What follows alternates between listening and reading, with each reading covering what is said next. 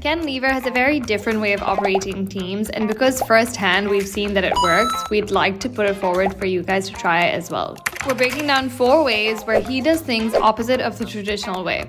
Number 1. In most companies, a person good at relationships has a lot of leverage because they put together their network, and this has a kind of compounding effect as time goes on in that organization. But in Ken Lever's way, they try to avoid relationships. So there are no team meetings, no one-ones, and no social gatherings. Rather, relationships are always developed by sticking to the system and helping each other out. So relationships still do get constructed, but it's purely on the basis of how good you are at your job.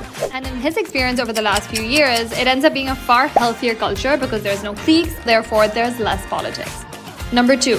In most companies, people are only awarded for what they see, and this ends up being a very small percentage of what you did.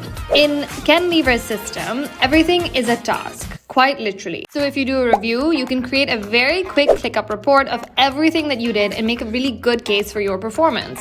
So it eventually becomes less about how well you communicated this to a wider audience, but just purely a function of how much good shit you actually do. Number 3, in most traditional teams, people are rewarded for speaking up. But in Ken Lever's system, there's basically, already mentioned, barely any meetings. So the only speaking up anybody does is via their tasks and comments on tasks. And he finds that written form is a far more democratic medium than spoken, where a person's voice and personality often play a much more influential role than substance. That's a really good point.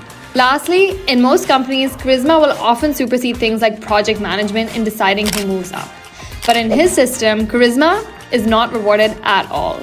And because people rarely verbally talk to each other in his setup, the only place they can actually demonstrate their charisma is by how well they can get their stuff done.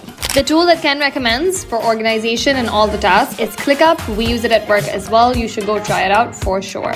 Hope you found this video helpful. Thanks a bunch for watching.